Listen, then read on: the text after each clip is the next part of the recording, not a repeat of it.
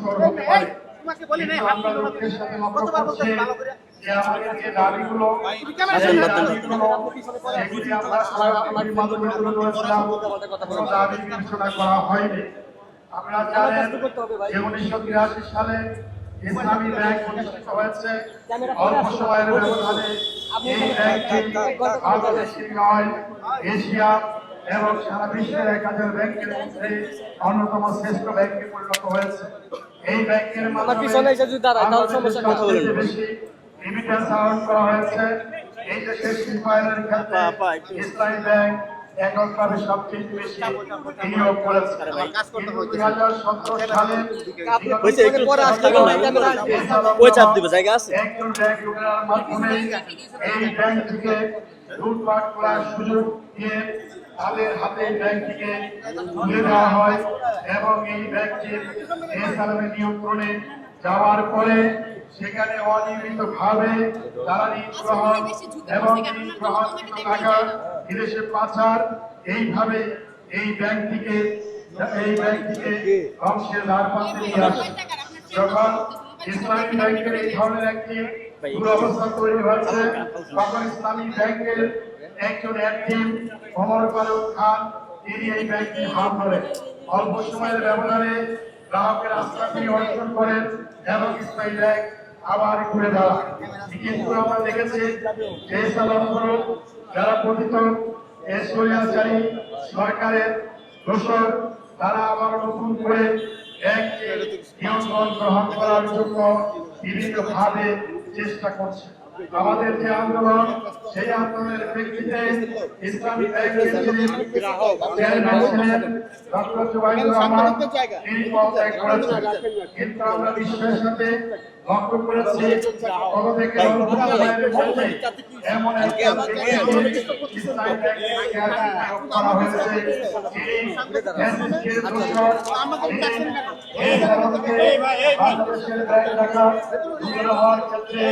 সহযোগিতা করেছে এবং বাংলাদেশ ব্যাংকের অর্থ পাচারের সাথে যিনি জড়িত তার বিষয়ে আমরা মিডিয়ার মাধ্যমে জানতে পেরেছি।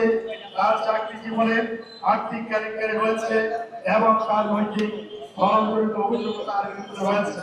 এই ধরনের একজন ব্যক্তি, তাকে ইসলামী ব্যাংকের চেয়ারম্যান নিয়োগ করা হয়েছে। তাকে আমরা চেয়ারম্যান হিসাবে বাংলাদেশের সচেতন ইসলামী ব্যাংকের গ্রাহক হিসাবে আমরা কোনোভাবে মেনে নিতে পারি না।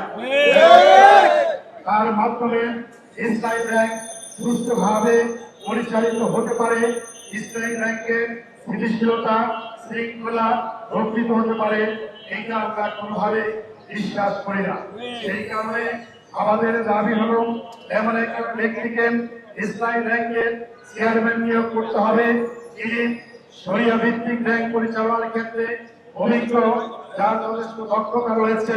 এই ধরনের সৎ এবং যোগ্য একজন ব্যক্তিকে ব্যাংকের চেয়ারম্যান হিসাবে নিয়োগ করতে হবে। সেই জন্য অবিলম্বে মুর্শিদ আলম সাহেবকে ইসলামী ব্যাংকের চেয়ারম্যান হিসেবে যে নিয়োগ দেওয়া হয়েছে সেই নিয়োগ বাতিল করতে হবে। সম্মানিত ভাইরা, ইসলামী ব্যাংকের যিনি অ্যাডমিন ওমর ফারুক খান, তাকে জোর করে পদত্যাগ করানো হয়েছে। গতকাল চেয়ারম্যান অবৈধভাবে নিয়োজিত চেয়ারম্যান তিনি বোর্ড মিটিং করার চেষ্টা করেছেন। ইসলামী ব্যাংকের গ্রাহক যারা তারা এখানে অবস্থান কর্মসূচি করেছে, পালন করেছে, মানববন্ধন করেছে। তিনি ভয় পেয়ে ইসলামী ব্যাংক তাহলে আসতে পারেন নাই, ফলে এখানে কোনো ভোট সভা অনুষ্ঠিত হয় নাই। আমরা যখন এখান থেকে বিদায় নিয়েছি সন্ধ্যার পরে, তখন রাতের অন্ধকারে তিনি অনলাইনে মিটিং করেছেন। সেখানে ইসলামী ব্যাংকের ব্যবস্থাপনা পরিচালক তার পদত্যাগপত্র গ্রহণ করা হয়েছে। এইভাবে অনলাইনে মিটিং করা, রেজুলেশন ছাড়া, কোনো কাগজপত্র ছাড়া ইসলামী ব্যাংকের যে ভারপ্রাপ্ত এমডি সেক্রেটারি তাদেরকে বাদ দিয়ে এইভাবে রাতের অন্ধকারে যে মিটিং করা হয়েছে সেই মিটিং এর কোনো বৈধতা নাই। এটা একটি অবৈধ মিটিং। ফলে এই অবৈধ মিটিং এর মাধ্যমে ওমর ফারুক খান, যিনি ইসলামী ব্যাংকের ব্যবস্থাপনা পরিচালক, তার যে পদত্যাগ গ্রহণ করা হয়েছে সেটাকে বাতিল করে তাকে স্বপদে পুনর্বাসন করতে হবে, তাকে পুনর্বহাল করতে হবে। বিশ্বাস তার সুযোগ নেতৃত্বে ইসলামী ব্যাংক আবারও গ্রাহকদের আস্থা অর্জন করবে এবং ইসলামী ব্যাংক সামনের দিকে অগ্রসর হবে। আমাদের এই অন্যতম দাবি হল যে ইসলামী ব্যাংকের ক্ষেত্রে এবং অন্যান্য যে ব্যাংকের ক্ষেত্রে যারা ঋণ খেলাপি, যারা অর্থ পাচারের সাথে জড়িত, যাতে করে তারা কোনো অবস্থায় ব্যাংকের পরিচালনা পরিষদে আসতে না পারে সেই ব্যবস্থা করতে হবে। অন্তর্বর্তীকালীন সরকার ব্যাংক রেগুলেশন অ্যাক্ট তৈরি করেছিল, সেখানে সুস্পষ্টভাবে উল্লেখ ছিল যারা ব্যাংক লুটপাটের সাথে জড়িত, যারা ঋণ খেলাপি, যারা অর্থ পাচার করেছে, তারা কোনোভাবেই ব্যাংকের পরিচালনা পরিষদে আসতে পারবে না।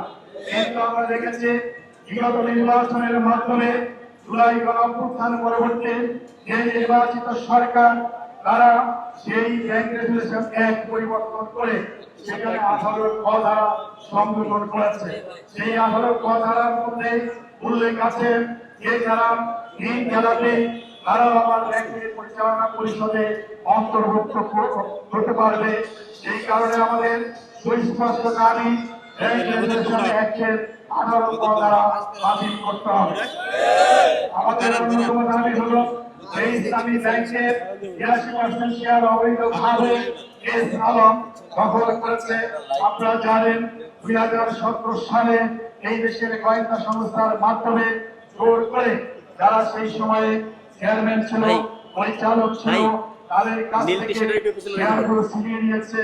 এইভাবে তারা পরিচালনা পরিষদ তাদের নিয়ন্ত্রণে নিয়েছে। ফলে এস আলমের কাছে যে শেয়ারগুলো আছে সেই শেয়ারগুলো বিক্রি করার মাধ্যমে অবদান করতে হবে। পাশাপাশি এস আলমের যে সমস্ত স্থাবর এবং অস্থাবর সম্পত্তি রয়েছে সেগুলি বিক্রির ব্যবস্থা করে তার যে ঋণ রয়েছে সেই ঋণের সাথে সমন্বয় করতে হবে, যাতে করে ভবিষ্যতে আর কোন ব্যাংক, শুধু ইসলামী ব্যাংক নয়, এস আলমের মাধ্যমে আপনারা জানেন আরো কয়েকটি ইসলামী ব্যাংক সেগুলোকে সে লুটপাটের মাধ্যমে ধ্বংসের দ্বার প্রান্তে নিয়ে এসেছে, যাতে করে কোন ইসলামী ব্যাংকে এবং যে সমস্ত ব্যাংকে সে লুটপাট করেছে কোন ব্যাংকে সে যাতে করে পরিচালনা পরিষদে আসতে না পারে, প্রভাব বিস্তার না করতে পারে, সেই স্থায়ী ব্যবস্থা করতে হবে।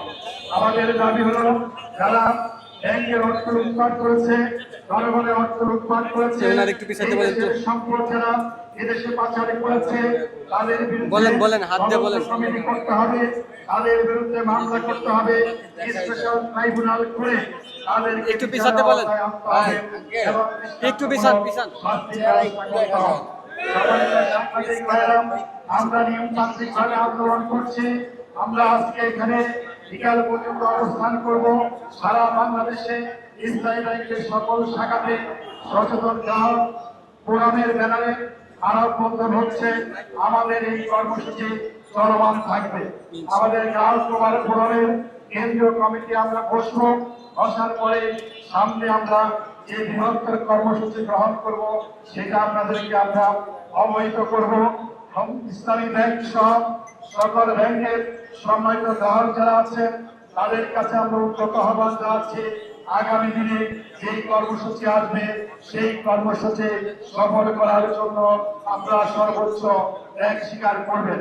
আমার সর্বশেষ কথা হলো যে আমরা যে আন্দোলন শুরু করেছি এই আন্দোলনের মাধ্যমে ইসলামী ব্যাংকে যাতে করে সুস্থভাবে পরিচালিত হয়, আমরা ব্যাংকের পক্ষে আন্দোলন করছি, ব্যাংকের গ্রাহকদের পক্ষে আন্দোলন করছি। এখানে আমাদের কোনো ব্যক্তি স্বার্থ নাই, কারণ ইসলামী ব্যাংক সহ অন্যান্য ব্যাংকগুলো যদি বাঁচে তাহলে বাংলাদেশের অর্থনীতি বাঁচবে, বাংলাদেশের অর্থনীতি যদি বাঁচে তাহলে এই সরকার এবং দেশ বেঁচে যাবে। সেই কারণে সকল ব্যাংকের যিনি অভিভাবক সেই অভিভাবক প্রতিষ্ঠান বাংলাদেশ ব্যাংকের যিনি গভর্নর তার দায়িত্ব রয়েছে সকল ব্যাংকগুলোকে সুষ্ঠুভাবে পরিচালনা করা।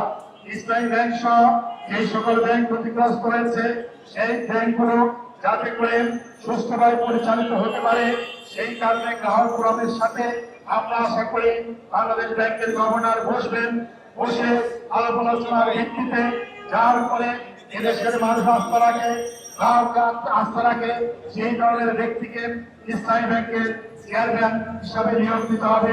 নতুন পরিচালনা পরিষদ তৈরি করতে হবে। সেই পরিচালনা পরিষদ তৈরি করতে হবে। এই পরিচালনা পরিষদের উপরে গ্রাহকদের আস্থা আছে, তাহলে ইসলামী ব্যাংক সামনে অগ্রসর হবে। আর তিনি যদি আর্থিক খাতে শৃঙ্খলা নিয়ে আসতে না পারেন, ব্যাংকের ক্ষেত্রে শৃঙ্খলা নিয়ে আসতে না পারেন, ব্যাংক কার্যক্রমকে গতিশীল করতে না পারেন, সেই কারণে বাংলাদেশ ব্যাংকের গভর্নরের অযোগ্যতা এবং অযোগ্যতার কারণে আমরা তার পদত্যাগ দাবি করছি। সম্মানিত ভাইরা, আমাদের যে কর্মসূচি, সেই কর্মসূচি চলমান আগামী দিনে বৃহত্তর কর্মসূচি পালন করার ক্ষেত্রে সম্মানিত সাংবাদিক ভাইরা, আপনারা আমাদের পাশে থেকে সহযোগিতা করবেন। আইন শৃঙ্খলা রক্ষাকারী বাহিনী আমাদেরকে আজকে সহযোগিতা করছে, আশা করি সামনে আমাদেরকে সহযোগিতা করবেন। কারণ আমাদের আন্দোলন হলো গ্রাহকদের পক্ষে, ইসলামী ব্যাংকের পক্ষে, বাংলাদেশের ব্যাংক ব্যবস্থার পক্ষে।